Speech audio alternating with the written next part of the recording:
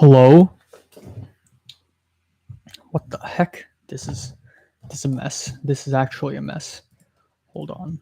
Hold on. This is oh my god. This is a disaster. Actually, this actually quite a bit of a disaster happening right now. What the frick is happening?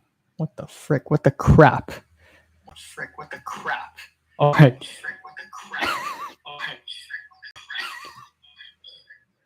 Okay, we good. So I set pre-planned stream on my YouTube, but for some reason it's supposed to be an OBS stream, and I don't know how to do one where it's just my webcam directly from YouTube. I'm a bit of a noob. All right.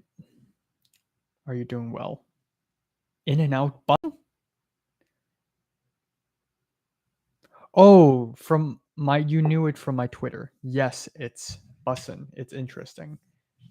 I had to think like what where how did you know that? How did you know it? That's spoilers, man. That's spoilers. So I have how many first times video do I still have? I think I still have 2 more to upload. And no, 3 more. I have 3 more first uploading that because I have so much to do. So you can't streams lagging. See, oh my god, the Wi-Fi is so bad. This is actually what happens. Wi-Fi is so bad. This is actually what happens. Wi-Fi is so actually what happens. Okay, holy crap. So I'm sorry about the poor quality of the stream. Because Wi-Fi in Los Angeles is terrible. I'm watching my own stream. Oh my god, this is so bad. This is like you can count the pixels. Holy shit.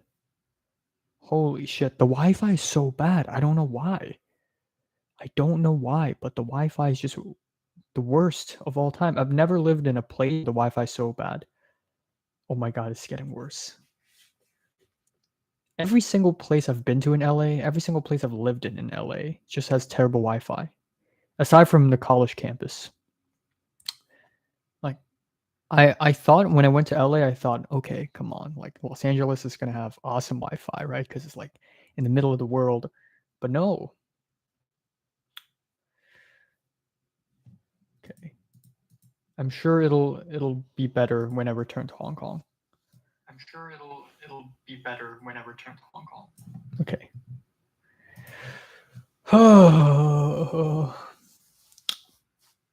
But yeah, as you can probably tell, I'm really busy because I am packing, and I actually had to pull this microphone out of my luggage because I forgot that I have to do a stream. But I actually already had it packed. Like it was already inside my luggage. And it's not like I packed everything already. I'd say I have packed 20%. I am leaving. I'm leaving this apartment in 20 hours and I've only packed maybe 20%, you know.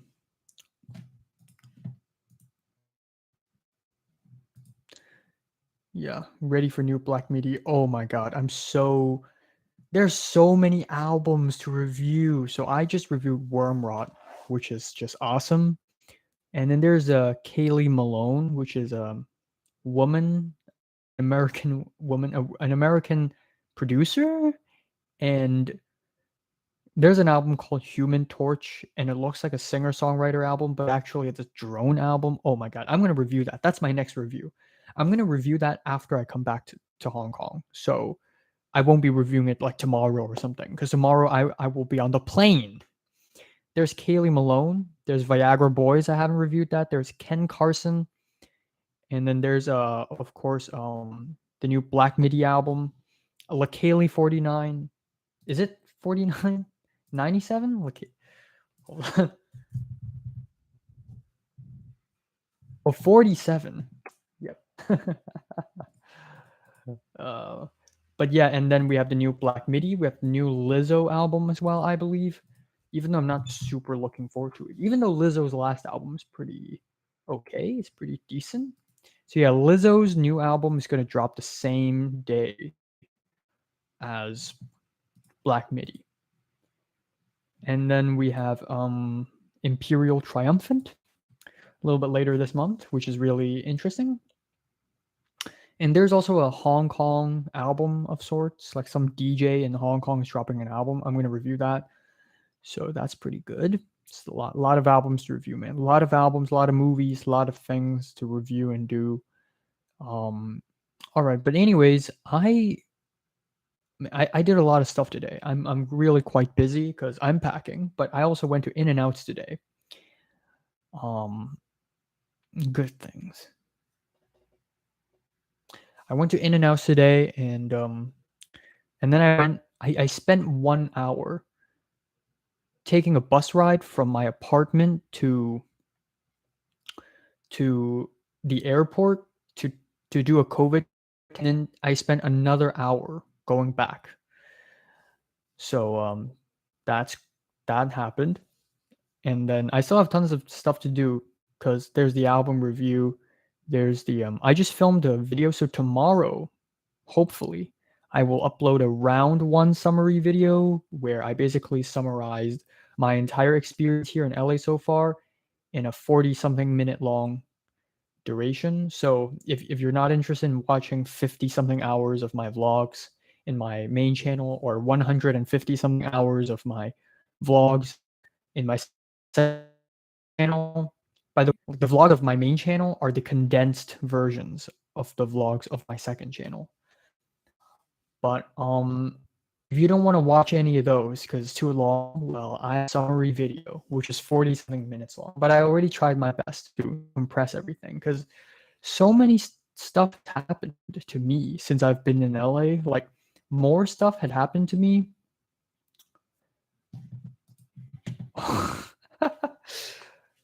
More stuff. Wi-Fi so bad. It's amazing, honestly. I'm honestly impressed by how bad the Wi-Fi is. But yeah, like I said, I think more stuff. I've experienced more stuff in the last 6.5 months than I have in 2020 and 2021 combined. It's so much has happened to me, and I can't believe it because today is July 13th. 1 week ago, 13 minus 7 is 6. July 6th. What happened on July 6th? The shoot. I shot my short film last week. That was 1 week ago? Are you fucking kidding me? That felt like 3 weeks ago. Time is moving so slow, and I'm so happy about that.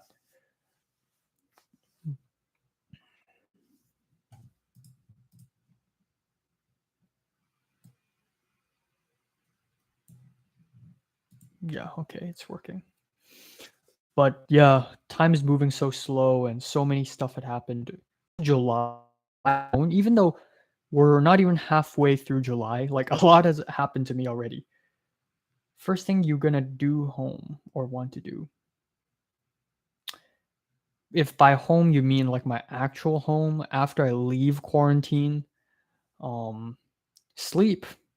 Actually, I miss my no. The first thing I'm actually going to do is to clean up my bedroom because it's probably like full of dust right now. But then I'm gonna sleep probably. I'm gonna take a shower, take a big fat shower, and then I'm going to sleep.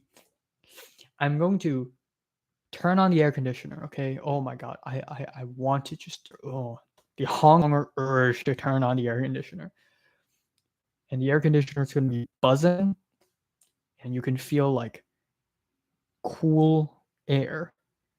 And then I'm going to grab my phone up. I'm going to grab my phone like this, and I'm going to tell the entire world I'm in Hong Kong. My COVID test result is negative, negative, negative, negative. Negative, negative, negative, negative. Oh my god, it's not loading. It's not loading. And then I'm gonna sleep. Yeah, that's what I'm gonna do. Honestly, I don't even want to plan too much because I plan too much. I think 1/3 of everything I've done in LA is just planning because I literally plan everything I do every day, um,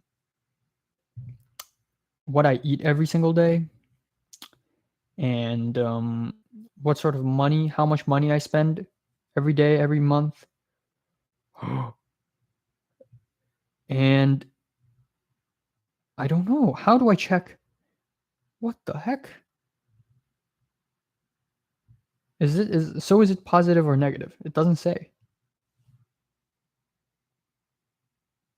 Results. Okay, there we go. Result not detected? Not detected? Oh my, I'm so oh. I don't know how am I gonna show you guys without doxing myself by accident.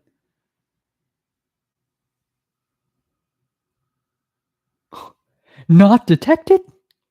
Oh, it's negative. I thought I'm just so strong that it's neither positive or negative.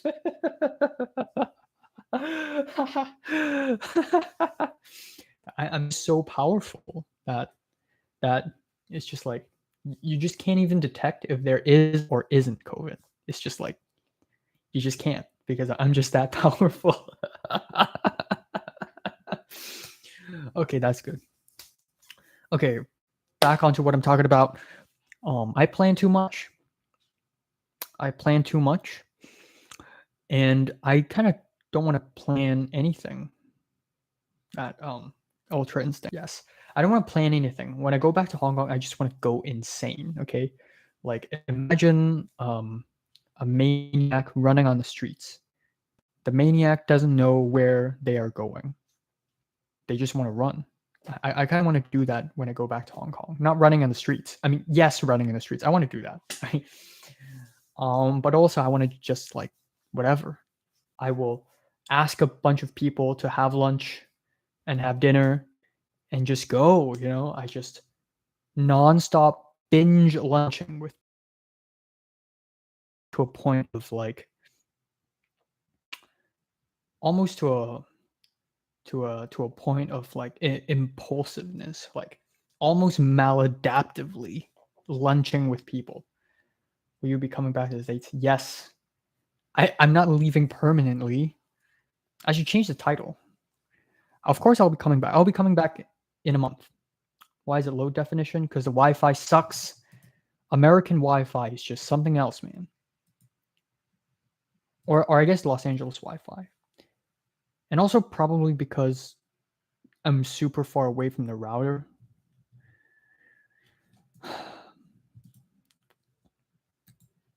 Yeah. So yeah. But yeah, I'll be coming back. I'll be coming back on August 16th. Honestly, I shouldn't even tell you guys this. So when I come back, it's gonna be like, whoa, what? Use cellular data? I can't. Why would I use my data to stream? That's like I'm just burning all my mobile data. Um Mobile data. That's how you know I'm a Hong Konger. Because people here say mobile data. I say mobile data. Okay? And I will keep saying it. Because I'm a Hong Konger, okay? And you can't change that. Yeah, but nah. Feels dangerous. Let's see how much mobile data I have left. Let's see. 1.74 gigabytes.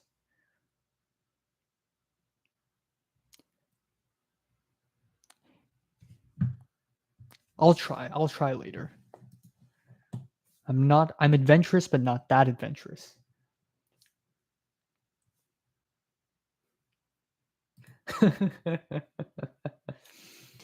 um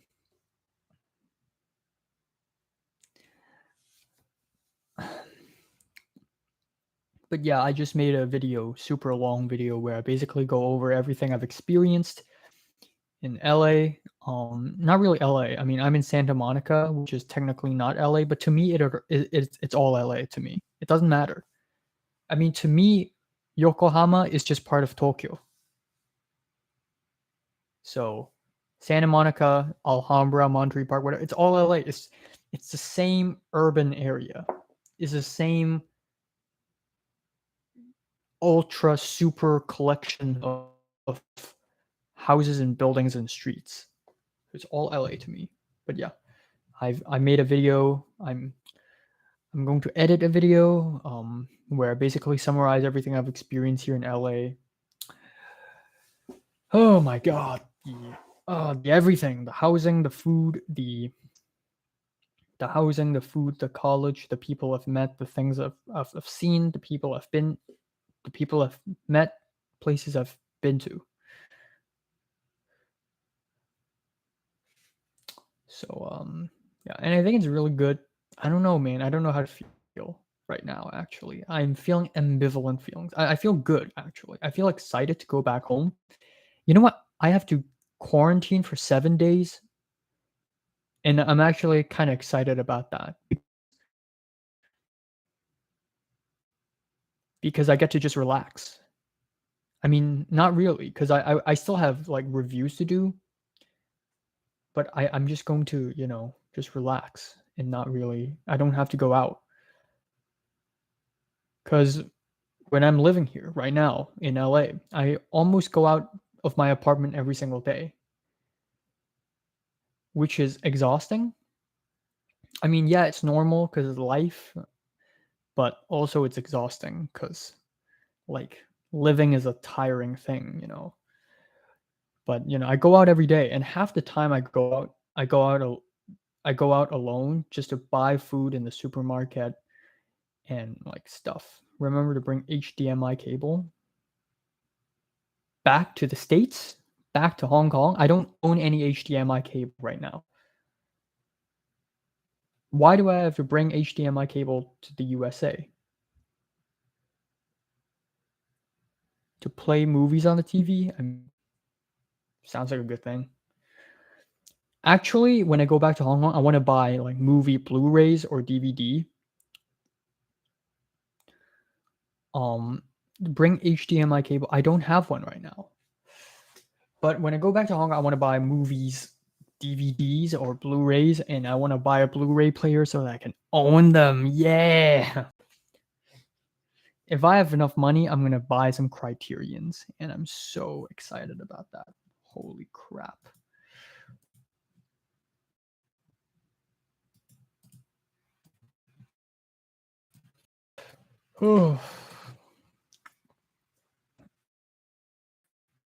But yeah, level 1, 2, 3, 4, 5 is over. Level 1 is over on April 4th. Level 2 is kind of completed. Level 3, the well, is kind of completed.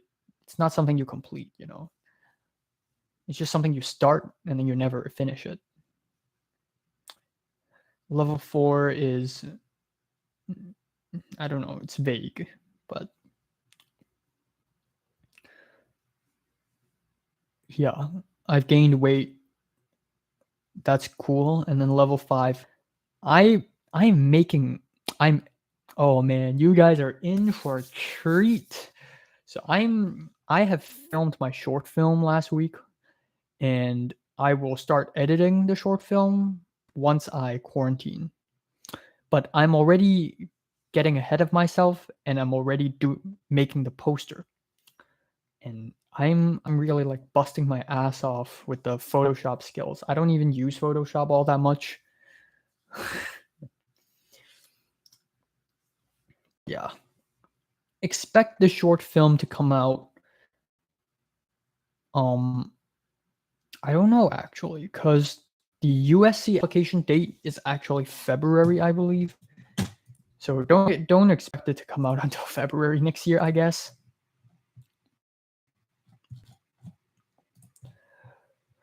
Well, actually, no. No. So application opens in August, so I can apply very early on. So I guess expect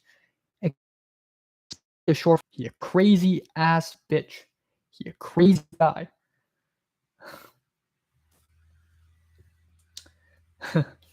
Hong Kong, sir. I enjoy editing the meme. Some people are telling me to make part 2, but I'm not going to because it's tiring. Are you going to gain weight in hotel? No, in fact, I'm going to lose weight because the hotel's going to offer me shit ass food. But I will gain weight when I go back to Hong Kong, so that's something to look forward to. I'm actually happy about gaining weight. And I'm looking forward to doing exercise as well. So when I stay in my quarantine hotel, I will do push-ups and sit-ups. And like when I go back to Hong Kong, I'll do exercise regularly just because, health and fitness, am I right? Humans, am I right? But yeah, my short film, so I'm gonna make 2 short films. Expect one to release in late October or early November, and the other one to be released in late November or early December. I will have 2 short films coming out this year, a double feature, if you will, a double short, which is very exciting. Also, not exciting at all because the audio quality is shit. But I try my best. Leave me alone.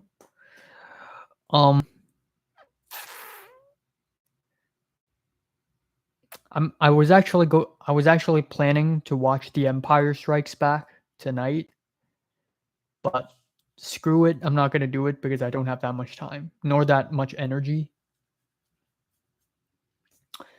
And originally, I was gonna watch Heathers last night, but I didn't. So I'm gonna watch it tonight instead. Quick, easygoing 1 hour 40-minute movie, and then when I stay in the quarantine hotel, I'm going to watch tons of movies and TV shows. Animes, I'm going to watch so many. I'm going to watch almost 2 movies per day. And if not, if it's not 2 movies per day, then it will be like a movie and 4 episodes of anime. So I'm gonna quickly go over what movies I'm gonna watch then. How do you stay so productive since you seem such a well-organized guy? I don't know. I guess I'm productive because I'm well organized. I just know what to do at what time. Not organized at all. Oh, okay. Short films. I'm gonna upload the short films on both the Enoch Lie channel, which is my official public channel, and also this one. Yes, I'm gonna upload the short films twice. In this one, I'll upload it with.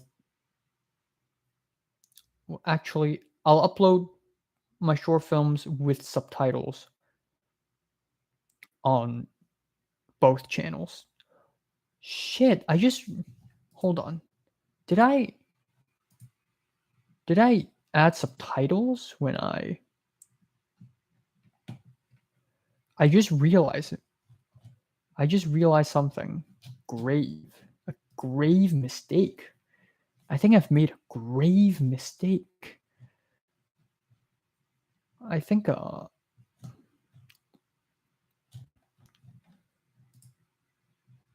huh? Holy crap. I messed up?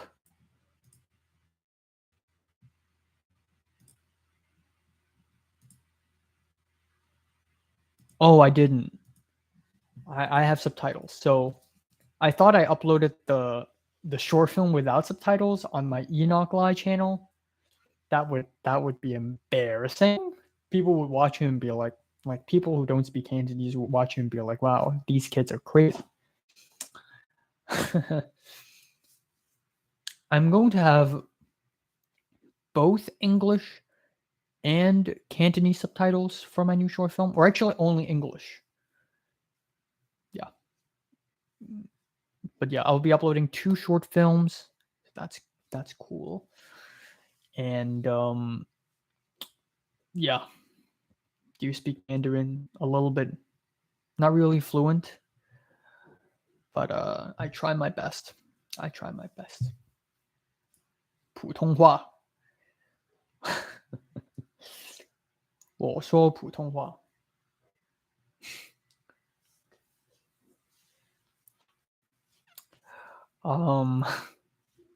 I should drink the lemon tea. That's the plan, actually.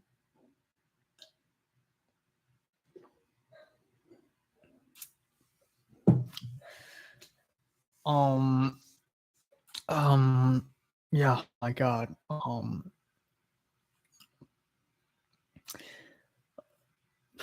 I just it's crazy, man.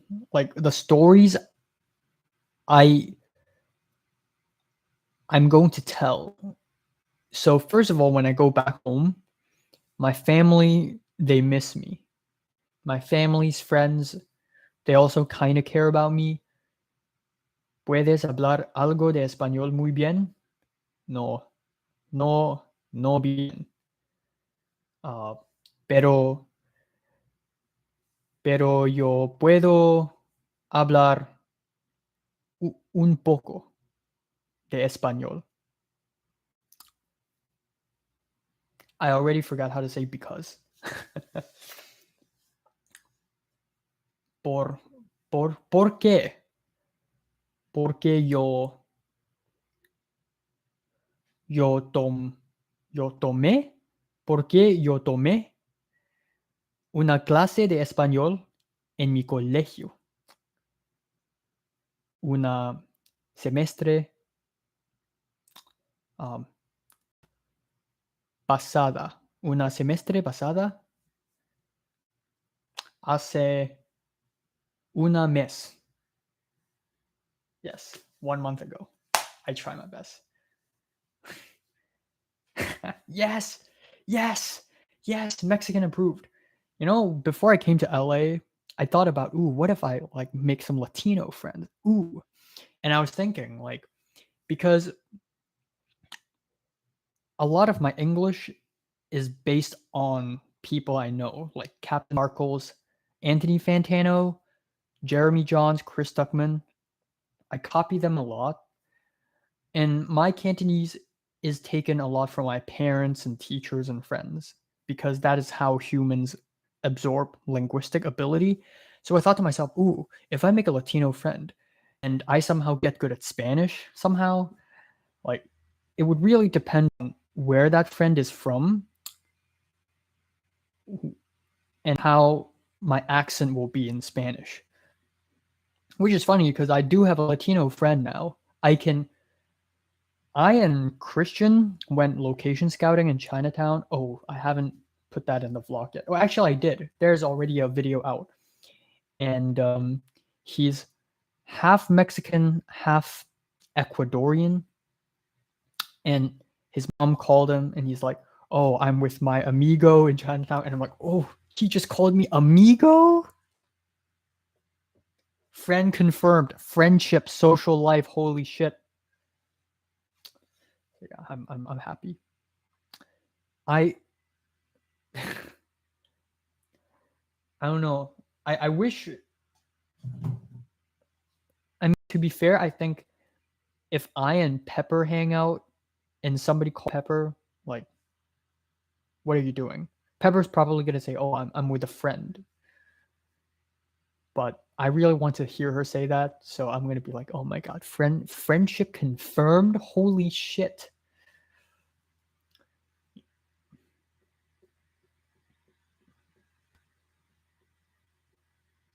I just realized that maybe I shouldn't be happy about like being friends with girls, but that's also what's kind of amazing. Actually, it's that I'm so used to being stranger zoned now that when I'm friend zoned, I'm actually really fucking happy. I'm happy to be friend zoned. I don't even care about like romantic relationships now. Beggars can't be choosers. You know, I'm a beggar. I've been begging for 19 years now. I've been begging for 6.5 months. But I'm legitimately happy. Like I don't care if I'm friend zoned or not, but to be able to be someone's friend is already like a great privilege, in my opinion. So level 2. I can safely say I have 4 friends now. I mean, and my definition of a friend is really like, if I speak to some guy like 3 times, doesn't make us friends, you know? It has to go deeper than that. So, I mean, there are tons of other people that I've met in LA, in my college, like Eric and Ella and all those people, but I wouldn't consider them friends. Yeah, even though I talked to them and we're all nice and cool, but I wouldn't consider. I would consider them acquaintances.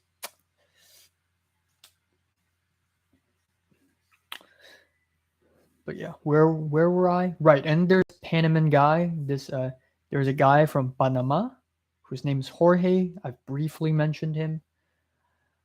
He's just one of those people that I already know he exists since February, but I only know him. Like I only speak to him on Instagram in June. I feel like nobody else does that. Like nobody thinks like, oh, I know this Hong Konger guy, but I'm not going to speak to him until 4 months later. But I do that. Like there's a Japanese girl. I mean you know who she is, but I know of her, but I haven't even spoken to her yet. But I think I might have seen her physically, but I'm not sure.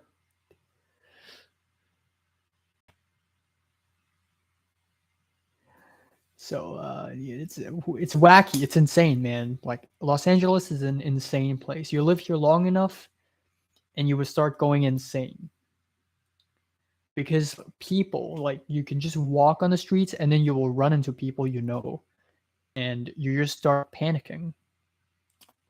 Like this happens just in LA, or I think this is only happening because I am leaving my apartment so much.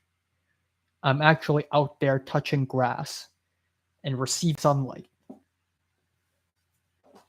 That's why in Hong Kong I don't run into people, not because Hong Kong is a big place, but because I don't even go out all that much. So that's also kind of cool. I like but also hate the idea of running into people you know on the streets, because it's like it's so menacing. It's like, especially if it's someone you have a very special relationship with, not necessarily a romantic relationship. It could be like hate. Like if you hate someone, but then you forgive that someone again, and that someone like doesn't talk to you for a long time, and they suddenly show up in some random place, like what are you gonna do? Panic? But it's also kind of exciting. Like, ooh, who am I gonna run into? Why are you here?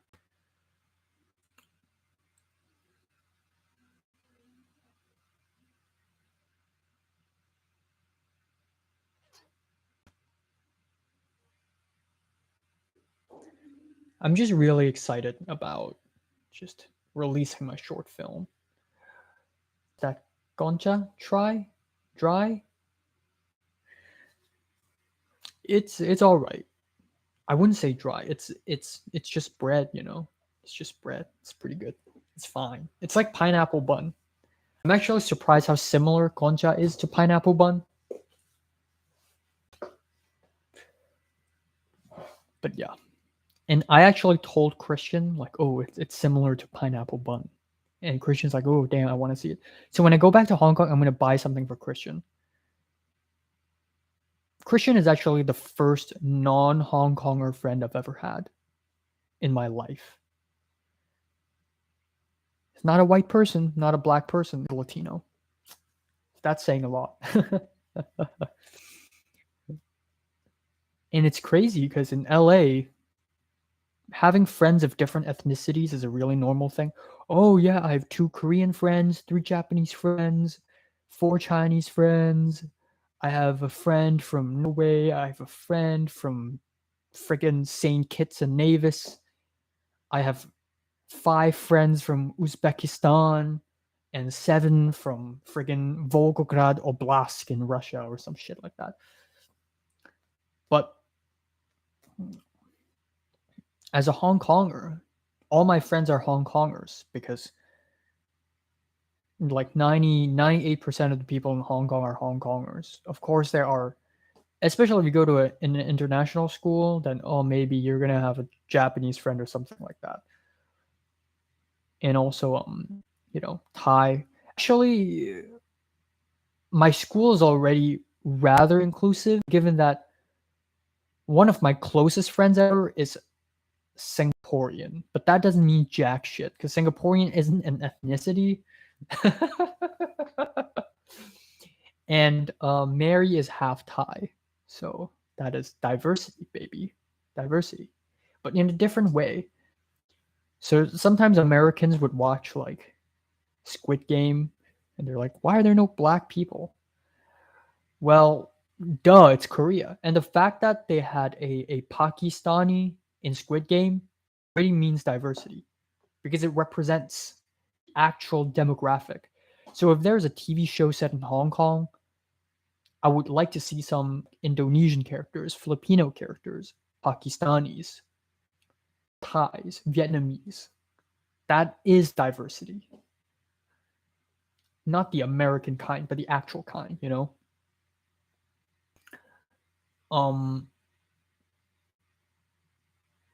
I have this dream project that I've been wanting to make ever since I was young, and for a long time I wanted to make it in USA, even though the story is based in Hong Kong.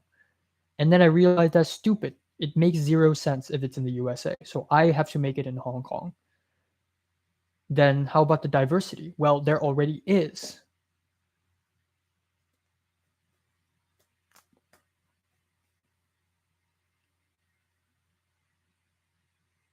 I mean, to be fair, JT is also half Thai. And sometimes, when I'm in Hong Kong, I don't even think about ethnicity all that much. If I see Mary, her being half Thai would be like not even the first 5 things I think of. And when I see Natalie, I won't be like, oh, Singaporean girl. I don't do that, But in here it's different. In here I refer to people, their name, and then their ethnicity / nationality a lot of times, or race. Like Ella the white girl. I always add that. Eric the Filipino American. Thomas the Chinese dude. Thomas the Chinese dude. That just rolls off the tongue. Pepper the Hong Konger. Aika the Japanese girl. Hana the Japanese girl. I don't even know if Hana is like first generation Japanese or like born and raised Japanese or just born in Japan. Like it's different now. Like not only do I have to think of their ethnicity and nationality, now I have to think if they're Asian American, I need to know if there's Gen 0, Gen 1, or Gen 2, which is whack because how Asian they are, how culturally immersed in their heritage culture they are really depends on their generation freaking number. I'm a Gen 0. How will a Gen 0 like how well will I converse with a Gen 1, Aika is Gen 0. How well will Aika converse with Hana, who speaks such fluent English, who's probably Gen 1,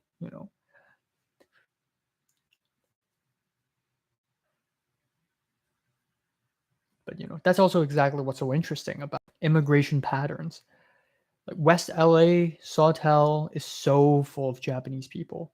I hear Japanese people all the time. And it's like really cool, first of all, especially if you're like a weeb. Oh, Japanese, ooh. And if you're a Koreaboo, like you're gonna love Central LA because it's just so many Koreans there. Your thoughts on Fantano sitting the whole time in reviews? I actually know that already.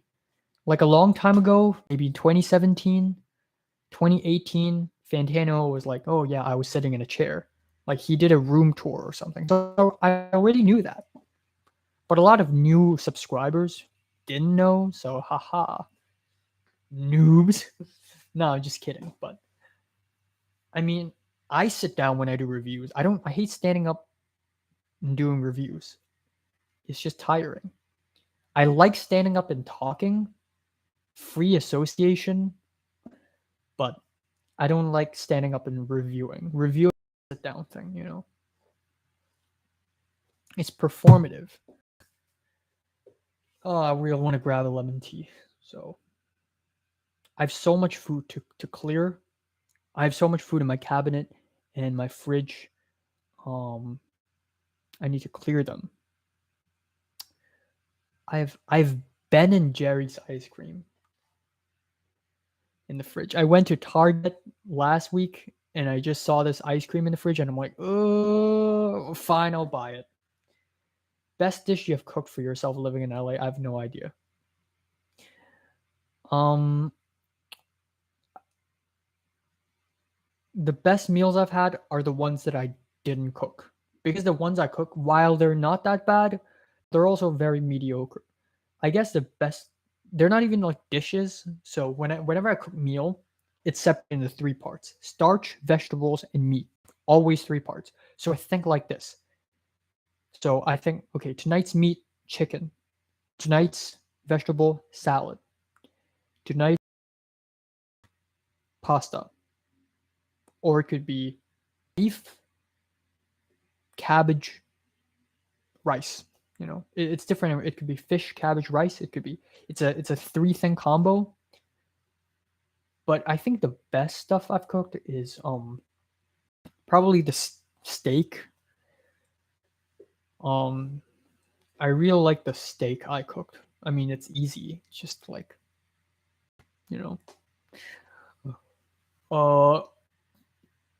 But the most satisfying dish is actually garlic broccoli, because when I was living in my second host family and I started to cook, I decided to cook garlic broccoli.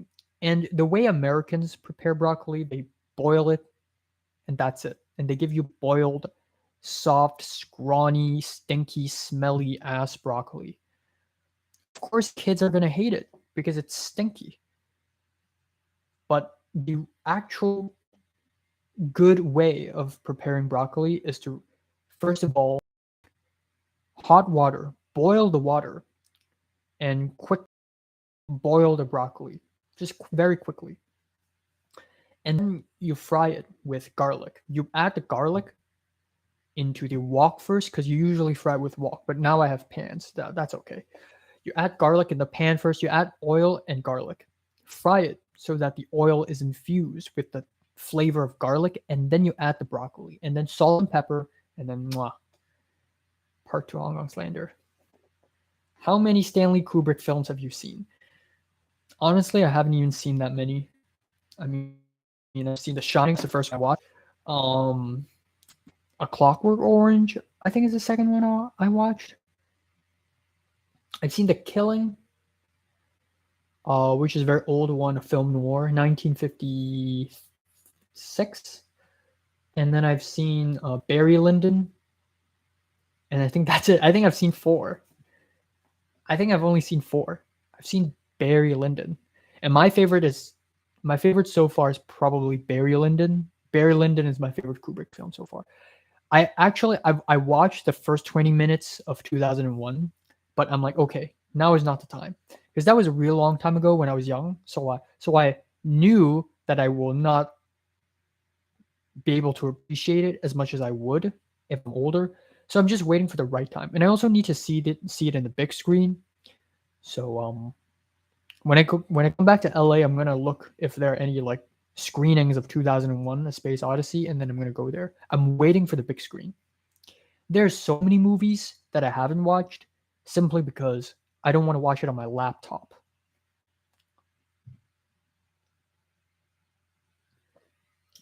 Including Barry Lyndon, actually. But screw it, I already watched Barry Lyndon on my laptop.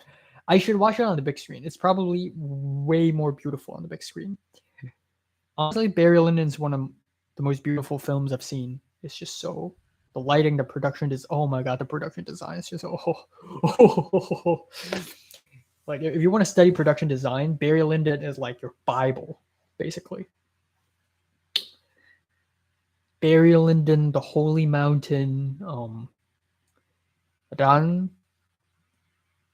They're just master classes in production design. So I drive my car recently. Yes, drive my car is amazing. It's I don't know why I loved it so much, because usually I'm not huge on slow movies. Even though sometimes I'm like, yeah, this movie is slow, but at least it's beautiful. But it wouldn't like emotionally affect me. But for some reason, Drive My Car, even though it's really slow paced, but it also emotionally clicked with me. There was one scene, um, where the guy tells the story of the wife back to the main character, and his eyes start to get wet and the camera pushes in, and it's just, oh my god. And then every single scene after that scene is just a masterpiece. And then there's the climax, which is just, oh my goodness. Oh my, and then we have the ending. I love the ending. Driving My Car is a damn good movie. It is indeed a damn good movie. I'm going to start reading Murakami Haruki very soon, simply because of Drive My Car and Burning. Burning is another film that it's just one of those movies that's really slow and you don't really know what's going on, and then before you know it, it just ends. But for some reason, Burning really left a strong impact on me. Like, I still think about it from time to time, because there's just this mysterious aura around this movie. Like there's just this, and it's so engaging in a way, because you really want to find out. Just watch Burning by Lee Chang-dong, 2018 movie from 2018. It's so good, because at one point shit starts happening and you start to really get engaged, like you really want to know, but then the movie doesn't tell you anything actually. And it's the lingering mystery that really keeps me wanting to go back. So I really want to rewatch Burning. You know what I want to do? I want to watch movies, like art house films, with friends. I've never done that. I've watched movies with friends, but I haven't watched like art house films. I want to do that. Like there are movies that are better enjoyed if it's with friends, like Fallen Angels and Chungking Express, especially if it's like hardcore Wong Kar-wai fans. Oh, the pineapple scene! Oh, yeah. House. I think watching it with friends would be so much fun. Like movies like House. I'm gonna grab a bag of lemon tea. Hold on.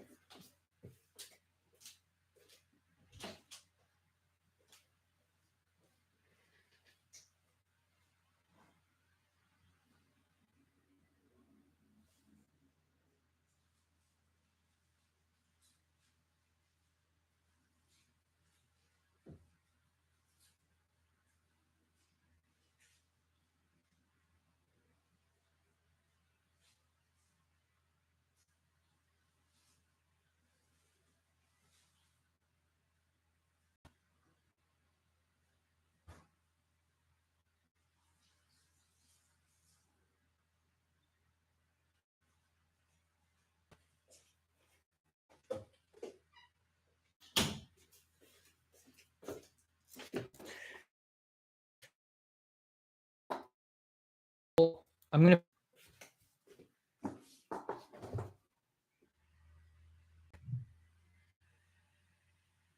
This is how the culture detective drinks lemon tea. If I want to end it.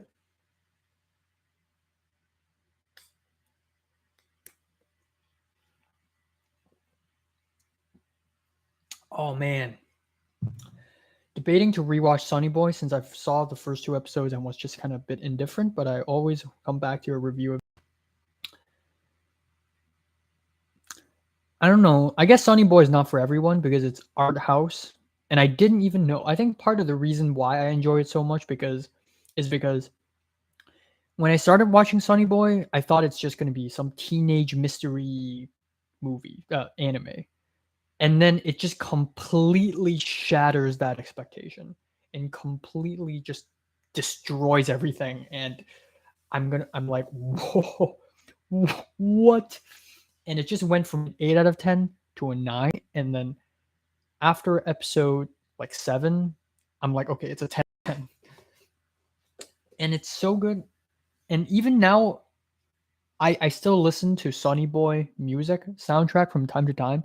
And every time I listen to Sonny Boy soundtrack, I'm just like, holy shit, why is this anime so good? The more I think about Sonny Boy, the more I love it. Because I've never seen an anime like it, but also I've never seen any medium like it. It's so unreasonable and nonsensical, yet it just it just it it just like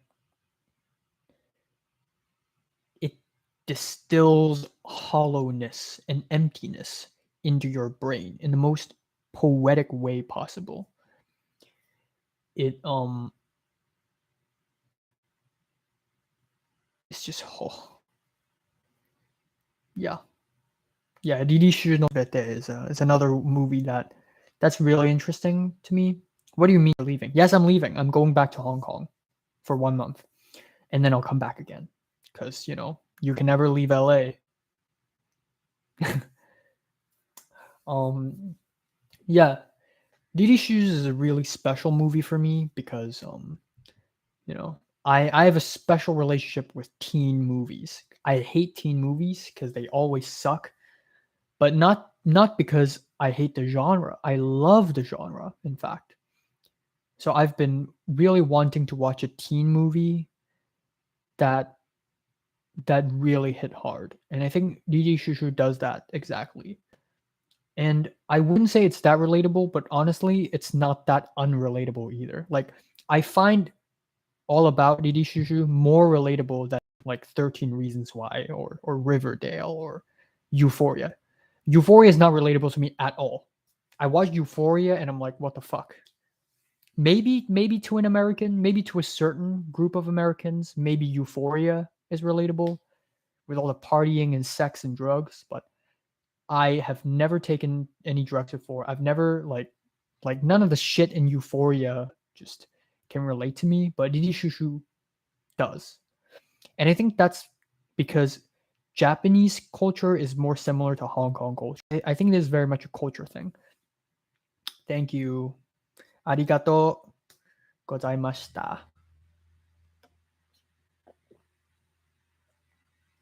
Let's see how many languages I can speak in this video, in this stream. But yeah, but at the same time, I think Japanese school culture is also very different from Hong Kong school culture because Japanese school is not as stressful actually. From what I have heard, Japanese school life is less stressful but more painful. I don't know if it was just me, but it reminded me a lot of Evangelion. I actually haven't watched Evangelion, the anime, and I don't know if I'm prepared to.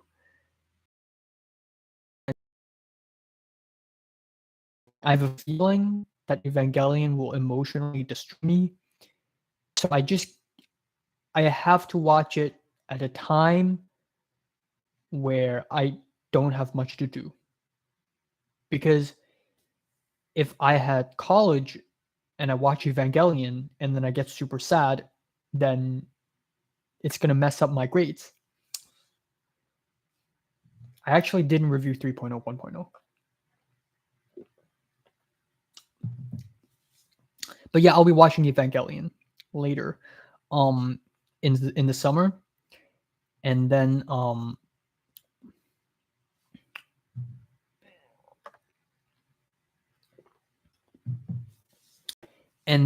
be watching the end of Evangelion. You know the movie that's gonna hit me the hardest. It's gonna be the end of Evangelion. I'm gonna predict, but that's not a good thing.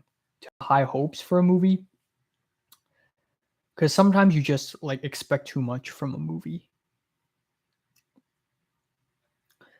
But yeah, that's basically it.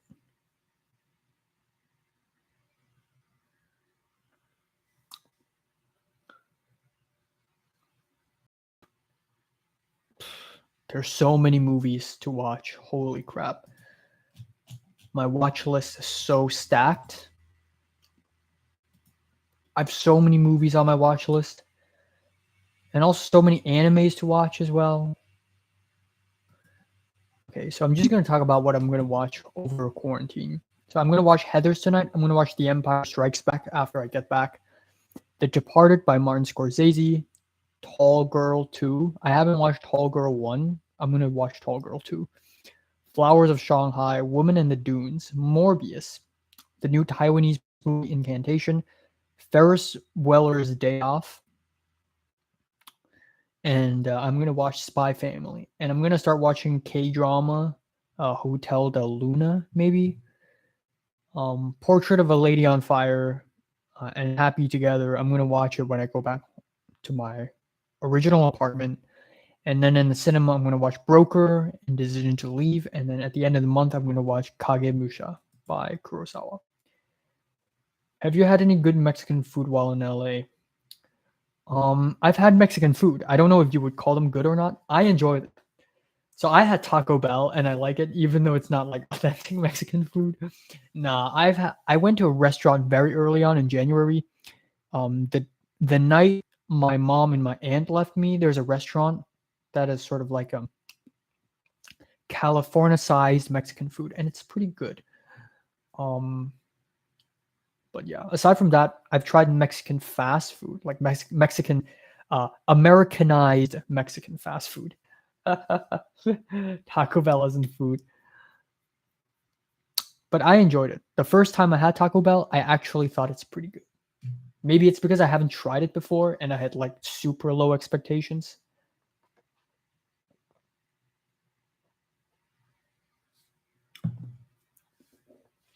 But yeah, Mexican food is good. You know what Los Angeles really lack? Indian food. Oh my god. Like there's probably Little India in LA somewhere, but I don't know why, but there are tons of Japanese restaurants and Korean restaurants and Chinese restaurants, but not enough representation for South Asia and SEA. Where can I buy some pineapple tea? Pineapple tea? This is lemon tea. I don't know about pineapple tea, but lemon tea, this one, VLT, the OG version, you buy it in Hong Kong, of course, but you can find it in LA if you go to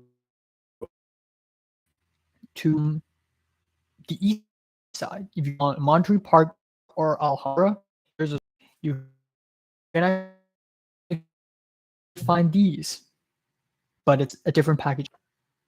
It's my favorite. This is a culture detective drink. I have a very special relationship with this drink because back in secondary school, ever since Form 1, aka 7th grade, I've been drinking this, and it's sort of like my style, where I would just walk around like a loner, observing people, and I was just like, it's that's a detective drink, man. Not chrysanthemum tea. I like chrysanthemum tea. Yeah, you can find lemon tea in LA. You can do that, but you have to go to the east side, which is kind of sad, actually. I wish it's more, well known. I mean, you can find frigging Japanese drinks in a lot of places. I guess. I don't know. It's another thing. I think another huge thing about living in LA is that it really made me think about how cultures affect one another. I see how Japanese culture had affected everyone, including me. Like, I've become a weeb, a bit of a weeb too. And then I see Japanese people and I'm like, ooh. I don't do that, honestly, but sometimes I'm like, damn, I want to have some Japanese friends just because I can brag when I go back to Hong Kong. Like, there are so many weebs and Korea boos in Hong Kong, and I can brag, oh, yeah, you're like Japanese culture? Well, how about having a Japanese friend, bitch? Even though it's nothing to brag about. In LA, it's just normal to have friends of different ethnicities. But then I started to think I want someone to feel the same way about my people. I want people to be like, ooh, Hong Kong, ooh. But I don't know how to do that. I don't know how to I guess I'm gonna try. It's like how the world is seeing anime and Japanese culture and how everyone's going crazy all over it and how the world is seeing K-pop and K-drama now and Korean fashion and Korean food and Korean culture. And then there's the people who receive and there's the people who make that happen. The real like masters in the shadow. I want to do that for Hong Kong. And I'm not doing that just because I mean I love my people, my culture, but I'm also doing that as a way to survive for my entire people. This is like so ambitious and so next level shit.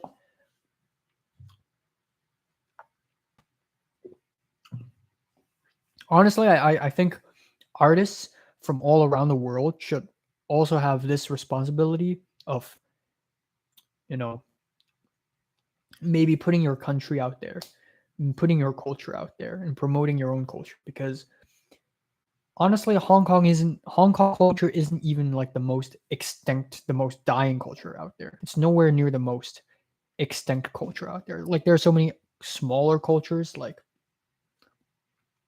I don't know, um Bulgarian culture. Like how many Bulgarian fans are there in this world?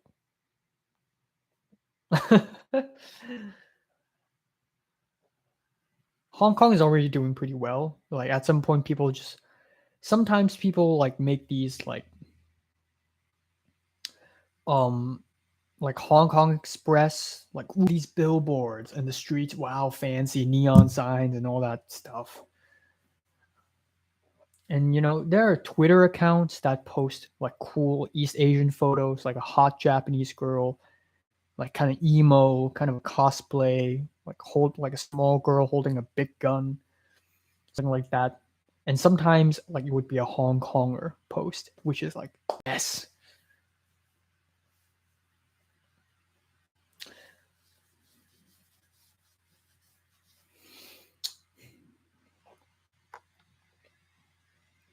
Hong Kong used to be a very interesting place because it's so heavily influenced by Western cultures while it's still very Chinese. So it has a clash of different cultures. And it used to be very interesting. It used to have so much style, and a lot of people like Susie and the Banshees has a song called Hong Kong Garden, and I listened to it. And I can't really take it seriously, but some other people may enjoy it. And you know, when Araki wrote Stardust Crusaders Part 3 of JoJo, like they went to Hong Kong. They didn't go to Beijing. They went to Hong Kong and Singapore and Kolkata. You know, Hong Kong is interesting. There's so many James Bond movies and Transformer movies and Mission Impossible where it takes place in Hong Kong because it's such a cool, weird, random place. I mean, I don't think like that, but Westerners sometimes do, and we need to capitalize on that. Hong Kong's biggest strength right now isn't music, not even movies, not the fashion, not the language. It's the city itself. Like there are these drone shots of like Hong Kong City, 10 million views on YouTube. And I guess after the protests, I think one of the biggest strong suits of Hong Kong is actually like protesting culture, like politics. Like politics isn't just like a thing now. It's almost like a fashion statement. Because you if a bunch of Hong Kongers together, we will talk about politics. Like it has to happen at some point. We cannot avoid politics now. It's such an integral part of our culture now. And that's also like we should capitalize on that. I think if it weren't for the restrictions, if it weren't for censorship, if it weren't for China, there would be some amazing political thrillers coming out of Hong Kong cinema. Already are, but hasn't really reached yet. I'm gonna make one when I grow up, so count on that. But probably not in Hong Kong, like probably in America. I'll probably make a political thriller film in America. Yeah. I have so many story ideas that I'm like, man, I really, if I could just make a movie by imagining it, like, oh my God, it would be amazing. Honestly, another thing that Hong Kong should really rely on, or Hong Kong cinema should really rely on, is actually Chinese culture. Because Chinese culture is such a great factor in shaping Hong Kong culture as well, that we really need to capitalize on that as well. I shouldn't use the word capitalize. I should use like we really need to utilize that. I want to make some amazing, like very cultural Chinese stuff when I grow up. Like very cultural movies, period films, Ming Dynasty, Song Dynasty. Oh my God, Song Dynasty. If I am ever going to make a period film when I grow up, it's going to be set in the Song Dynasty. And it's going to be the Mongolian invasion of Song Dynasty. And I'm not gonna. A lot of Chinese period films feature like crazy kung fu, like flying in the air, but that's bullshit. That doesn't actually happen in real life. I want to make an ultra realistic period film about the Mongolian invasion. That or I have a YouTube comment.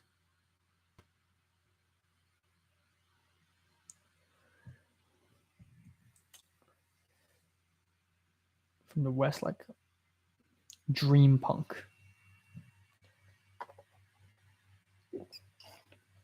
I thought that's only Hong Kong Express. I didn't know there's a bunch.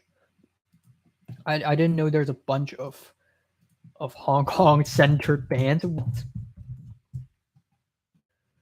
I thought that's only Hong Kong Express. I don't know. I honestly haven't even heard of that all that much because I'm not really all that interested. Hong Kong Express is basically neon signs and whatever, and Hong Kong isn't even like that. Like some of the touristy spots have neon signs, the big streets, but to me, Hong Kong is concrete and ceramic, white, light blue, light pink, pale pastel, old people in gardens, herbal tea, Tai Chi. Like my perception of Hong Kong is different, but well, of course, because I'm a local, right?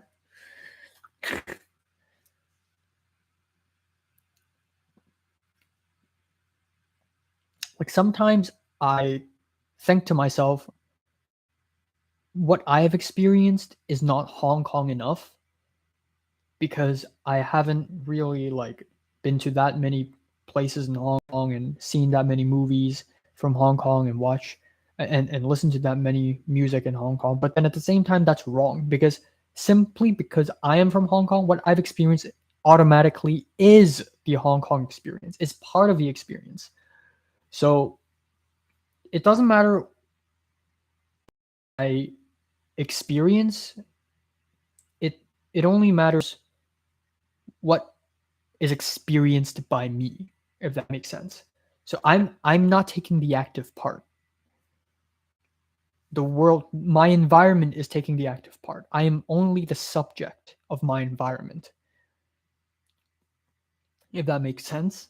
So if I want to write a Hong Kong movie, I shouldn't worry about, oh, it's not Hong Kong enough. Like I should like add some cool like location here or add a Hong Kong, like a Cantonese song here. If I don't, it's still okay because it already is a Hong Kong movie.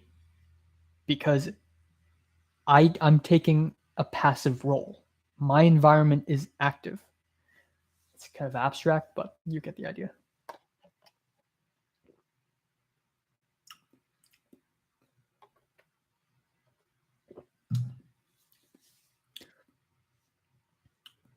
Yeah, a lot of people are like, wow, Japan, so cool, like place. Japan place, you know? Japan is just doing so well. I'm a little bit jealous. Honestly. Like sometimes Japanese people are like, I don't even know what Japanese people are like. I mean, I know some people, but like, you know, they're blessed because the anime industry is doing so well in Japan. Japan is leading in the world of animation. Thank you for recommending Boat People. Yes, Boat People is so good. It's so good. Again, I went into Boat People thinking that it's just going to be like some slow drama, and then I don't want to spoil, but some insane shit happens in Boat People, and at the end, I'm like, okay. But yeah, Boat People is a masterpiece. Japan is leading in the world in terms of animation. Japanese food is very famous, right? Japanese history is talked about. Japanese cinema, dude. Don't forget about Japanese cinema. Some of the greatest directors in the world are from Japan. Kurosawa Akira, Ozu Yasujiro, right? Mizoguchi Kenji, Obayashi Masaki, Kobayashi Masaki, Ano Hideaki, Iwai Shunji. I mean, the list just goes on. Obayashi Nobuhiko, who directed House, Teshigahara, Hiroshi, that is the guy who directed The Woman in the Dunes, Sunanona, and Tani no Kao, which is The Face of Another. Japanese cinema is just off the charts. Kuro Kiyoshi, who directed Cure and Kaido. So many great directors. Some of the most inventive Japanese cinema. And I haven't even mentioned Miyazaki Hayao and Takahata Isao, who did Grave of the Fireflies and Kaguya Hime Monogatari. That's the name. The Tale of Princess Kaguya. Like so many Makoto Shinkai. Newer directors like Mamoru Hosoda and Ueda Shinichi, who did One Cut of the Dead, and recently he also made a new movie. Hamaguchi Ryusuke, who did Drive My Car, and Asako 1 and 2. Like so many great Japanese films. Holy shit. Recently covered Akira by hopefully I remember the names. Otomo Katsuhiro. Koreeda Hirokatsu. Of course I have to mention him. Koreeda Hirokatsu, who did Broker this year. He did Shoplifters, which won Palme d'Or, Maboroshi, Afterlife, Still Walking, Nobody Knows. Japanese cinema is just, oh my god. And even like Japanese movies not directed by Japanese people, like Mishima Life of 4 chapters. Not a Japanese movie, but have you watched I'm Thinking of Ending Things? Yes, I've watched it, by Charlie Kaufman. I like it. It's weird and I don't think it's perfect, but I think it works. Yes, Charlie Kaufman still remains to be one of the most interesting writers ever, in my opinion. Because he also wrote Eternal Sunshine of the Spotless Mind and Adaptation. Being John Malkovich, oh my god. Adaptation is amazing. It's one of my favorite movies ever, especially if you're a screenwriter and you have like you get writer's block always, and you watch Adaptation and you just really relate to the character. And of course, Synecdoche, New York, and Anomalisa.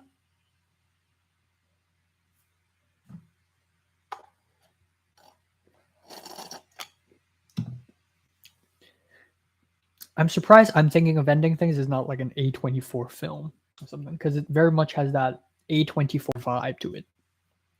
Plucky strings, small house in the middle of nowhere, Jesse Plemons, Um, but A24 is popping off lately. Of course, there's Everything Everywhere All at Once, and After Yang from last year is honestly not that bad. Um, yeah,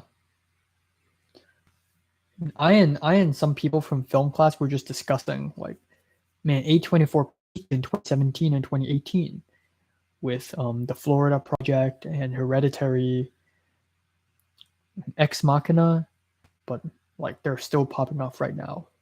So that's amazing. But yeah, what was I even talking about? Japan, yes. Japan's doing so well. Why? I want Hong Kong to do as well. Japanese music is doing so well. I listen to electronic artists from Japan, like Toriana. I listen to K-pop. K-rock is doing really well. I mean, a lot of anime OPs are basically K-rock. One OK Rock is still. I mean, to be fair, One OK Rock is more of a locals thing than a weeb thing. But like a lot of Japanese music is doing so well. Japanese jazz is doing so well. City pop is huge. A lot of people are still listening to Plastic Love and Stay With Me and Right on Time and Andy. Um, Hong Kong. How about Hong Kong? What's special about Hong Kong music? There are a lot of old people in Hong Kong really nostalgic for 80s and 90s music, but Hong Kong music industry doesn't really have much to offer. There are indie artists who are interesting, but none of them have pop.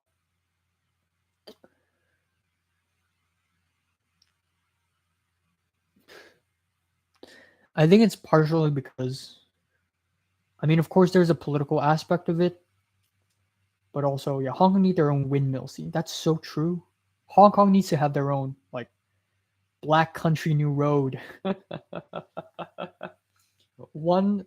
two country, one country, two road.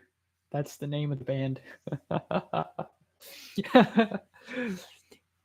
I mean, I have found tons of awesome indie artists in Hong Kong, but none of them have reached the point that I'm like, okay, let's do this. There's a duo called Rock Hill Street, Saxon guy, which I really love. So I recommend that. And I hope they release a new album. Because honestly, as of now, there's more hope for Hong Kong music than there is for movies. Even though the state of the music industry and film industry in Hong Kong are dead, but there's more hope for music now, actually, because there are so many indie artists, so many indie musical artists, and nowadays making music doesn't require that many resources. So if you want to make music, just go ahead. But for movies, it's so much tougher. So the promotion of Hong Kong culture now has three lines of defense. The first line are the immigrants, the people who leave Hong Kong and are relocating in Vancouver, London, San Francisco, and everywhere else. Sydney, Taipei, Tokyo. These Hong Kongers will make a difference because some of them will start restaurants. Number one, first line of defense, restaurants, food. Second line of defense, music. Third line of defense, filmmaking. I'm standing at the third line right now. And I know who are the people around me. I got Pepper standing to my right, John L standing to my left. One is studying in the same college as I am. The other, USC. As soon as he graduates, he's going to be making some movies. I'm so proud to say, man. I'm so proud to say this, man. Like that HKOS gathering thing, it just gave me so much hope for the future. Hong Kong cinema is not dead. It's just dying. But we can still do it. We can still do it. Any Hong Kong food to recommend? I don't know, man. There's so much. Pineapple bun is my number one favorite Hong Kong food, honestly. I think it's iconic too. Another really iconic Hong Kong food. It's I wouldn't say a staple dish, but it's a food that everyone need to eat once in their life because it's like it's sweat and tears, and that is char siu and chicken rice. 30 cans of pineapple. Chungking Express reference. And Yangji Gamlo, which is a mango pomelo dessert soup. Hong Kong desserts. If you go to Hong Kong, you need to try the desserts. I don't mean like after dinner you order the dessert. No. There are restaurants in Hong Kong that are dessert restaurants. Like you go there and you order desserts and you open a menu and you have like mango desserts, durian desserts, you have like icy desserts, you have like pancake desserts. There's so much to pick from, and it's so interesting, and it's such an integral part of our culture as well. Um, but yeah, the desserts and also tea. Hong Kong lemon tea and milk tea. Like not only this, but like if you just go to a restaurant, like a cheap cha chan tang type restaurant, and you order lemon tea, like you order either lemon tea or milk tea, or just water. But usually people order either one or the other. And then if you go to Zao which is a dim sum restaurant, they also give you two choices, Po Lei or Tea Gunyam, which are two types of tea.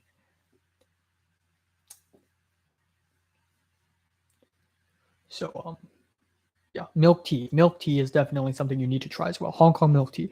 I actually don't like Japanese milk tea because it's so mild. Actually, I have a confession to make. I prefer Korean food over Japanese food. I actually like Korean food a little more.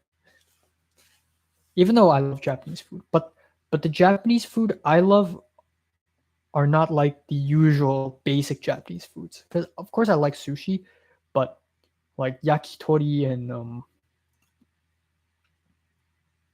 tempura. Yeah. Egg tarts. You gotta try egg tarts. What kind of Korean food do you like more? My favorite Korean food is bibimbap, which is Korean rice, but it is placed in a way where it's like different corners. Like eating bibimbap is like drawing because you get so many small paint and you start mixing them all up together and it's so much fun. So you get seaweed, you get kimchi, you get bean sprouts, you get bits of pork, you get an egg on top, you get everything. You get cucumber, like just tons of stuff. You get rice, and you mix them all up, and every single bite just tastes so good. And then I really love mandu. I think out of the entire East Asia, my favorite kind of dumplings is Korean mandu, and it is simply because there's kimchi in it. Because dumplings, the thing is, if you eat too many dumplings, it starts to really fill you up, and you kind of want to throw up because it's just so like, you know, like it's just, it's just like a chunk of thing, and you just like, oh man, I want to throw up. It lacks acidity, but the way Koreans mix kimchi inside the dumplings, that is exactly the acidity that it needs. Another thing I love about Korean food are the side dishes, the small dishes they give you. So if you go to Korean BBQ, Korean barbecue, they will give you side dishes as well. You know, the kimchi, the bean sprouts, the potato, the small salad, and they're kind of like chutneys, but Korean. It's really nice. And I really appreciate it when Koreans add sesame oil because not only sesame oil is my favorite condiment, but again, the slight acidity is just so nice. Uh, and they also add lemon juice in like these little side dishes, which I think is really nice. I mean, I like Japanese food too, but certain Japanese foods are just like, come on. I hate to say this, but a lot of Japanese food is so cartoony, especially if you eat Japanese potato chips, if you try Japanese milk tea. They're so tame. They're much tamer. And a lot of Japanese food, like Japanese dumplings and like gyozas and Japanese okonomiyaki are the kind of foods that you eat once and then you don't want to eat it again for the next month.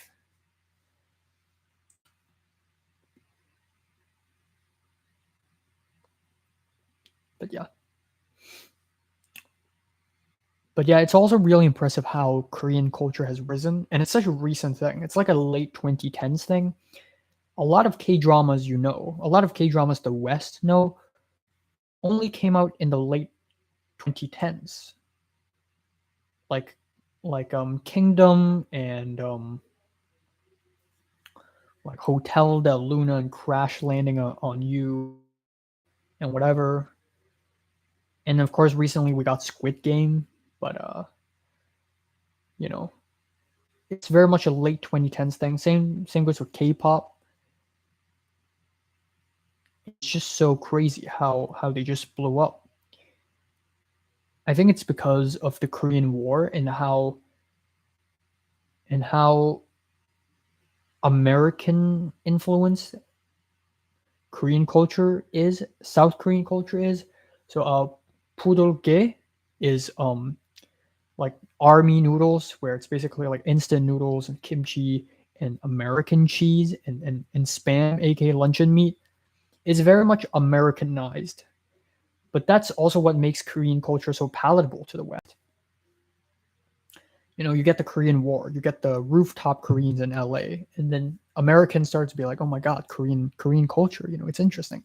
And then you get K-pop, and K-pop is almost like a reinvention of J-pop. Kind of Japanese idols are still the haha, I'm so nice, I'm so say so, but K-pop is so much more like sexualized and so much more hip hop and so much more like yo 21st century. So more palatable to the West. I'm just going off. I'm not even talking about my life films or music at this point. What am I even talking about, man?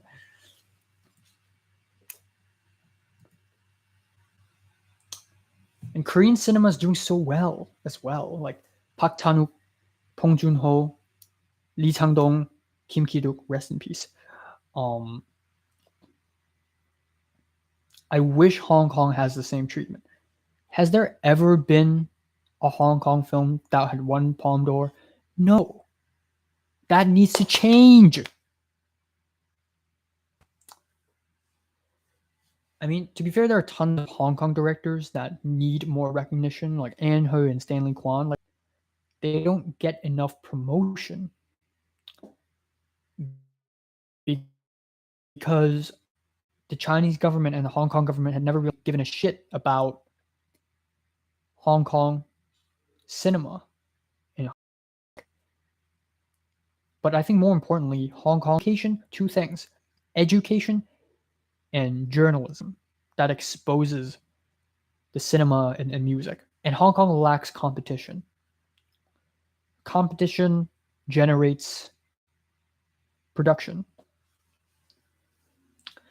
Yeah, there are Hong Kong movie festivals and all that stuff, but we need more than that. We need a rivalry, What if there are two production companies in Hong Kong and they start rivaling each other? Now that's what I'm talking about. Because then people will get really motivated too, Like just like how there's MCU and then there's DCEU.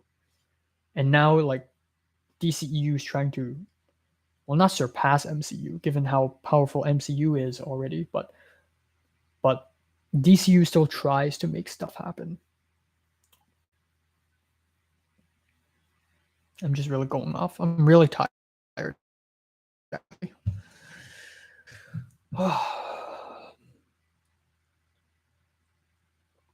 I should just talk about my life, and then I'll just end off the stream here because I really need to go packing. But yeah, I'm just really I don't even know how to feel.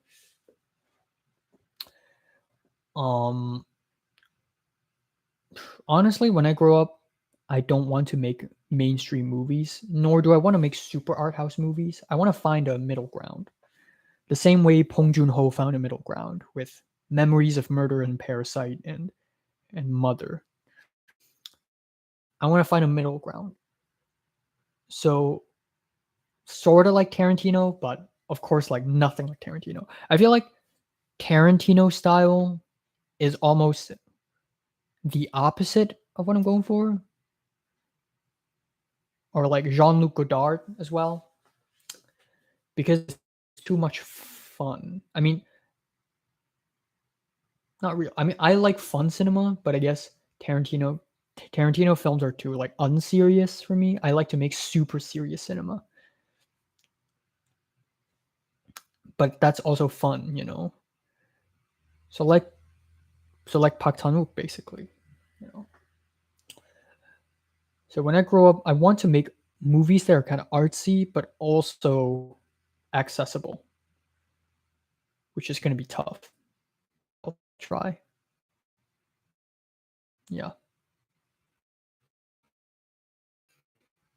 I mean, I got some pretty good ideas right now already. Like maybe a year from now, I'm going to look back at my list of ideas and be like, wow, 90% of this is shit. But yeah, I have 2 short films coming out again. So I'm going to tease you guys a little bit, okay? My first short film is going to be sort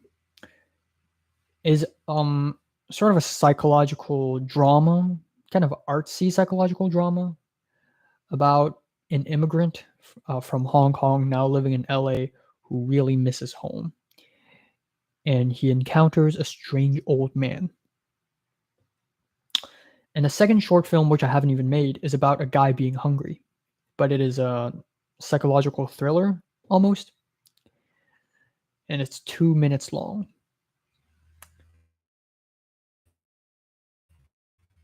And then for the next one, I really don't know what short film I want to make for my next one. Again, I really want to make a short film about VTubers, and I really want to make a short film about rhythm games because I feel like it's just cool to make movies about like a Gen Zer. I mean, I'm technically a Gen Zer, even though I'm more like an early Gen Zer. But millennials making movies about Gen Z is definitely nowhere near as good as a Gen Zer making a movie about Gen Z. Especially boomers making movies about the internet and social media is like never actually serious.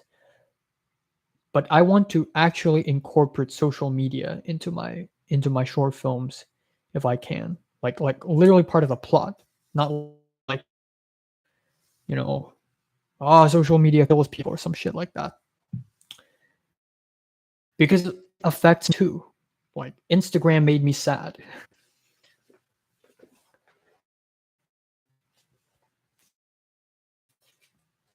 But yeah, there's a short film idea I had a year ago, or I think a couple years ago, and it's about violent women. I want to make a short film about violent girls and sort of an abusive relationship, like abusive relationship between a dating couple and a girl who's violent. But I don't want to depict it as if it's a bad thing. I want to depict it in a very artsy way where it's just like I don't even know what the fuck's going on. I also want to make a short film about. I have so many short film ideas. Holy crap! I want to make a short film about.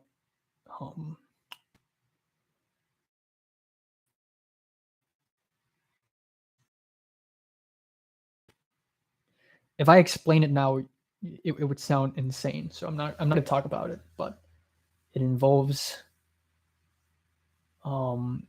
It involves looking for romance, but to a point of extremity, almost like my last short film, basically. I also want to remake Jumper, which is that shitty sci-fi movie about people who can teleport around. But I want to remake it and turn it into a political thriller, but still have people teleporting around. but is secretly a political thriller. Like, instead of people having superpowers that allow them to teleport, I want the characters to have a machine that can allow them to teleport, and they don't know why. They just think it's cool, innovative science. But the actual reason why these teleporting machines are invented is because the government is trying to implement a new weapon for the military in order to rival another country. But because of espionage, because of stolen technology, other countries are now their own teleport technology. And so instead of like, oh, who's carrying nuke? Now it's more like who's carrying teleportation devices. And I also want to get real technical about it, because if you teleport from Indonesia to Norway, you're gonna die. It's like slamming your body into a brick wall at a high speed, because the angular speed is different. Or actually not, I mean, yeah. The angular speed is different.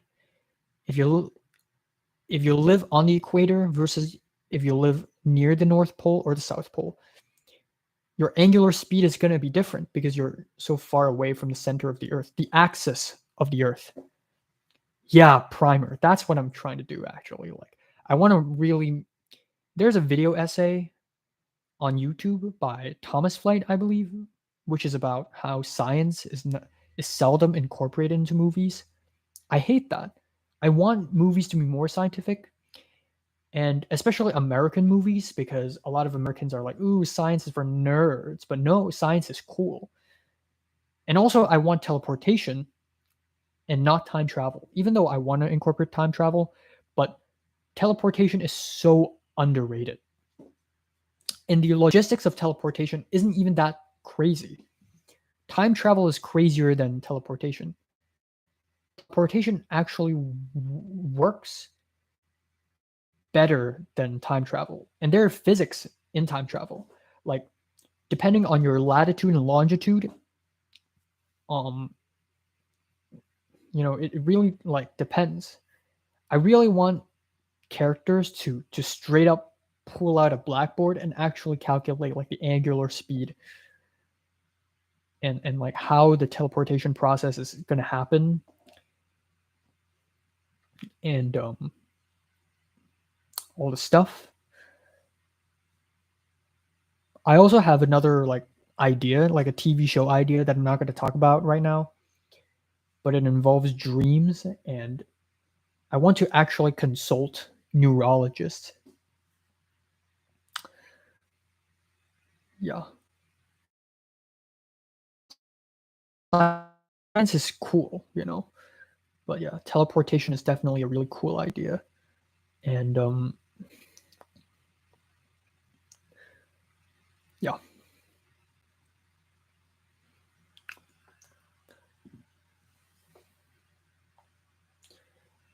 There's so many types of movies I want to make. I want to make horror movies as well. I want to make I'm not going to spoil anything, by the way. I have a lot of horror movie ideas, but I will not spoil too much. One of my dream horror movie ideas, Chinese horror, because I see a lot of horror movies. Like, the devil is trying to kill you and possess you. How about, Chinese horror films? I mean, there are out there, but not enough. And I'm not even talking about like Buddhist horror, because like Buddhism and horror doesn't really go well together, in my opinion. Especially like given how peaceful Buddhism is supposed to be, And Taoism isn't even that much of a religion, anyways. But Chinese folk legends do provide a lot of great opportunities for good horror filmmaking. Um, and I want to do. I was thinking like, how many foreign language movies does A24 have? And by foreign language, I mean non-English. Now, Minari doesn't count because Minari is, yeah, I was talking about, that was exactly what I was thinking about. Incantation, the new Taiwanese movie on Netflix. But I haven't watched it, but I heard it's not that good. But I still really admire it for trying to incorporate Chinese elements because Chinese folk legends have so many cool little ideas. Especially if you get to like Ghost Festival, which is a thing. I think that's really cool. What was I talking? A24. Minari is an American production, but then you have Lamb, which is Icelandic, and Climax, which is French. These are the only two non-English language movies in A24. When will we have a full-on East Asian A24 film, huh? Probably not me. I'm going to wager, I bet next year or in the following couple of years, we're going to have a Japanese A24 film or a Korean A24 film. It's going to happen. It's going to happen. Trust me on that. But when I grow up, I don't know if I am capable when I do become capable of making feature films, if I do become capable. Will A24 still be a relevant thing? But I want to be along the same vein and I want to make horror movies, just Chinese horror movies. And sort of like bilingual, like this, it's in American production, but the story takes place in Hong Kong and half the dialogue is in Cantonese. I want to do that. I like the idea of a bilingual film. The same way Pong Joon-ho made Snowpiercer and Okja, which is a mixture of English and Korean. I want to do that too. And I think that's another really great way of promoting Hong Kong culture is you just really mix it up.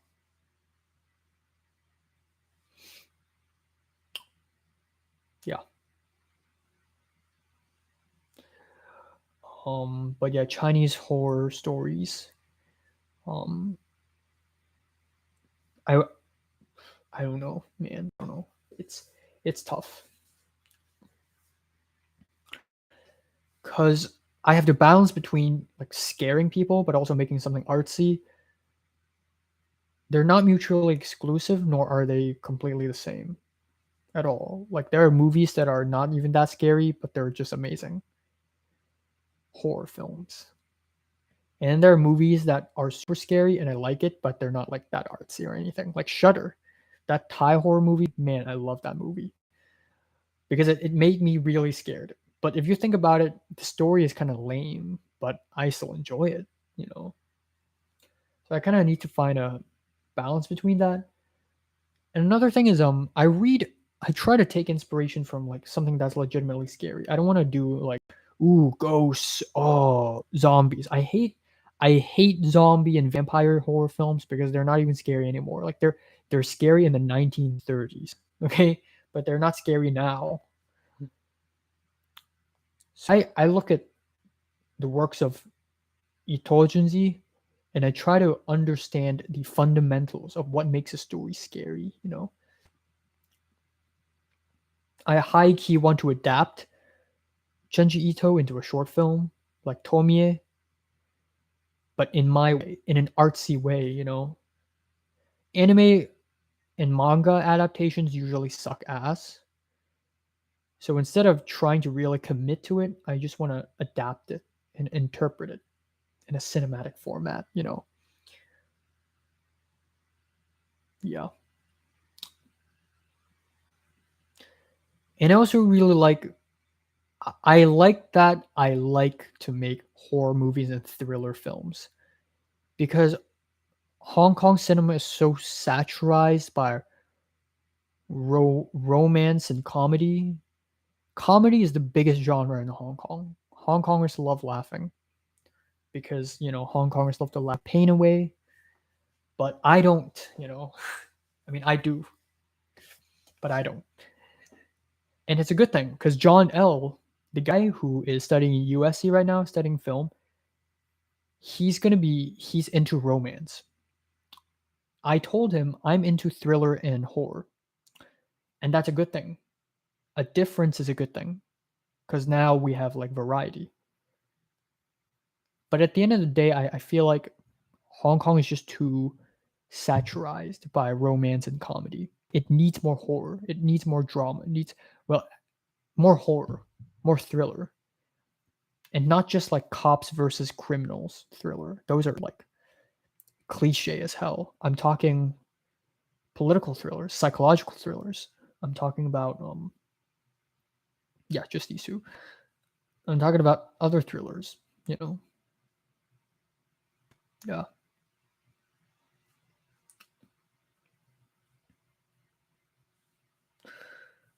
If you're a Letterbox user and you're a Hong Konger, you may know her. What the fuck? What the fuck?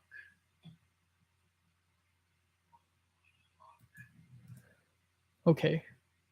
Okay, we're back. Okay, I'm gonna stop the stream, but there's a tiny circle of Letterbox users in Hong Kong, Hong Konger Letterbox users, and the queen, the woman in the middle of it all is a woman, and she makes some movies, and given her taste in films, I highly expect her to make some experimental artsy horrors and thrillers or dramas, but just like something experimental. Really. And again, I see these people, and then I get reminded how many people died. How many cinematic legends have died last year and this year? Like a couple weeks ago, Ni Kwang and Alex Law died on the same day. And I just realized how much responsibility, like the more people die, the more weight we carry, because the more responsibility we have to revive something that's already dead. And it's almost like Iran, almost like how so many Iranian filmmakers are not only making movies because they like movies, but they're making movies to survive. Basically, Iran.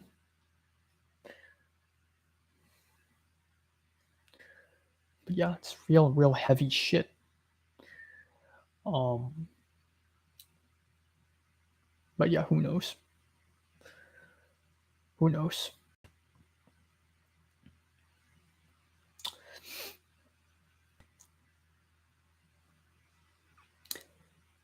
Yeah. I want to make a period film set in Hong Kong as well. And I'm not talking about Ming Dynasty, Song Dynasty, you know, Tong Song Yun Ming Teng. I'm not talking about that. I'm talking about 1950s, 1960s, 1970s nostalgia. I think that's very interesting too, because not enough people are talking about that, especially the 1950s. So that's another idea I have. Again, I'm not going to talk too much about my movie ideas and story ideas because I don't want people to steal that, and also because they're under development. So, hello. But yeah, because when Anita Mui came out, when Anita the biopic came out, and there were like 2 scenes of like 1950s Hong Kong, people were like, "Oh my god, they built the set." But that's stupid because there are tons of American movies every single year set in the 50s and 60s, and they have to build a whole set. I want to do that in Hong Kong too, except I can't because Hong Kong doesn't have enough space. Where do I film it? Taiwan. Taiwan's got so much space. Taiwan is honestly such a great place for filmmaking right now because it's got the views, it's got the land, it's got the space, man. If I want to film a Chinese period film, I would film it in Taiwan. I would definitely film it in Taiwan. I mean, to be fair, some of the best Chinese period films ever are filmed in Taiwan, especially Pinghu Films, A Touch of Zagan In. Um,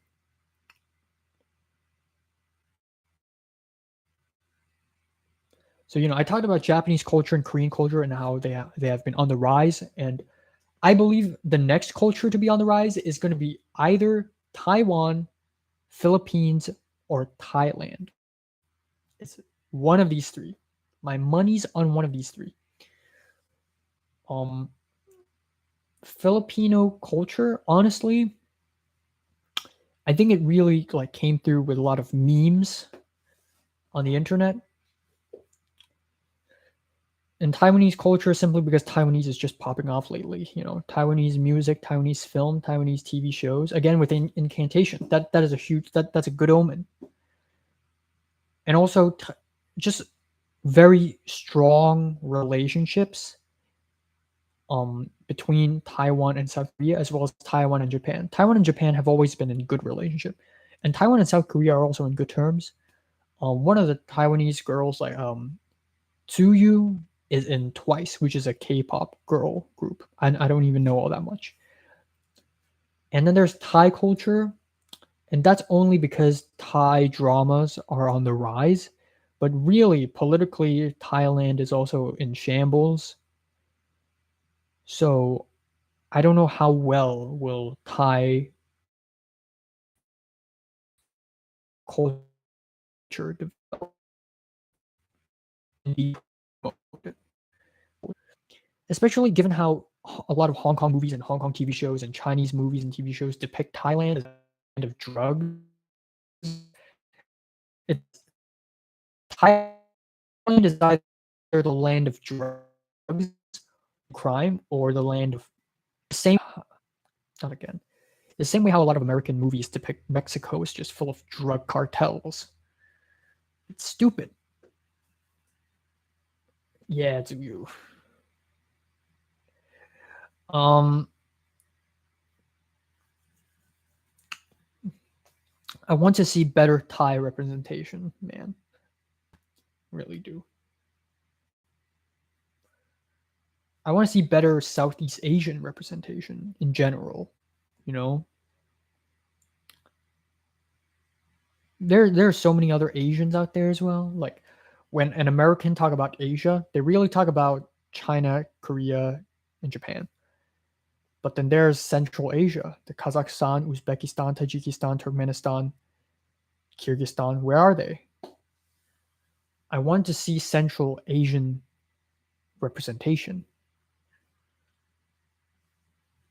So yeah.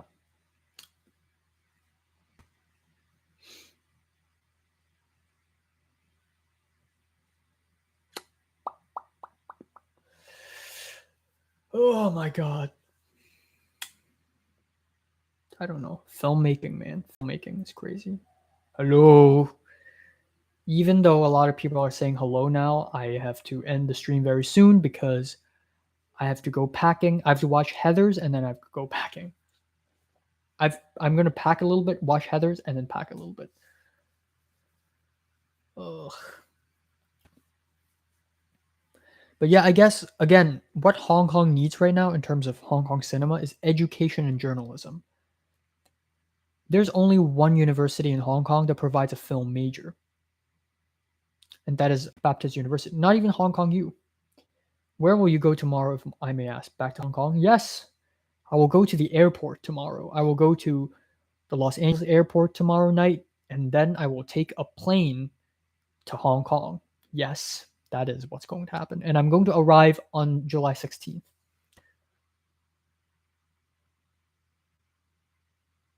Yeah, because tomorrow night is going to be July 14th. The plane is like 15 hours long, and then there's a time zone which is 15 hours long, so 30 hours. I'm going to have 30 hours jump.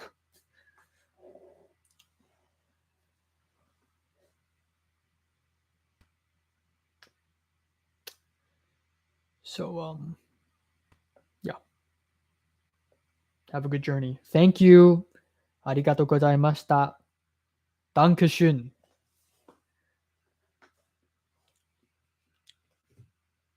Yeah. I even like speaking Japanese now. Bita. I'm gonna challenge myself. How many languages can I speak? So I'm not a Koreaboo yet, but I'm gonna start watching K drama. So in 6 months, I'll be equipped.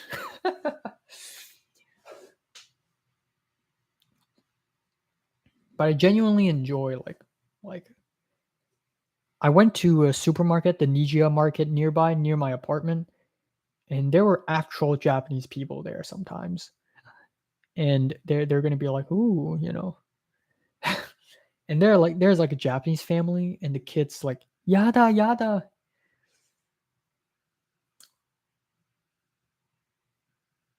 Yeah, that's that.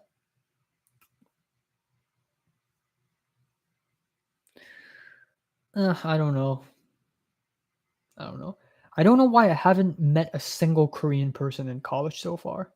I mean, I've seen one, but I haven't like spoken to one, and I haven't seen one physically in a class. I don't know why. I guess it's because all the Koreans are in central LA, or most of the Koreans are, but come on, there has to be one Korean person in the film program at least. There has to be one. There's already 4 Japanese people. There has to be one Korean person. So right now, as of now, in my college, in my film program, there are 2 Hong Kongers, 4 Japanese, and 0 Koreans. Or maybe 1 Korean, I don't know. But the 2 Hong Kongers is literally me and Pepper. And probably a few Chinese.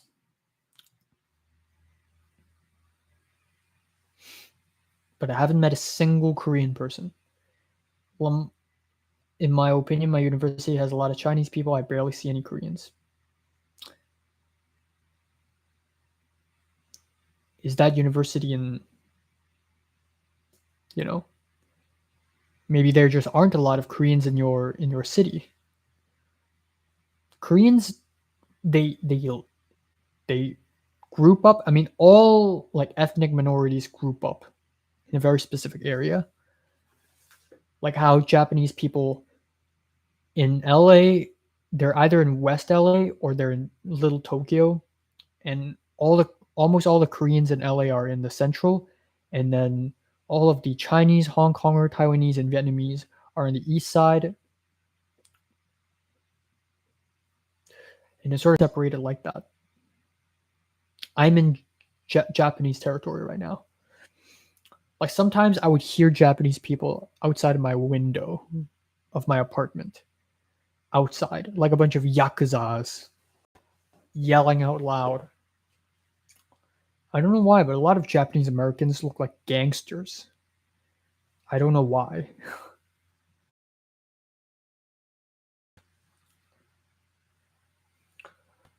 Ugh.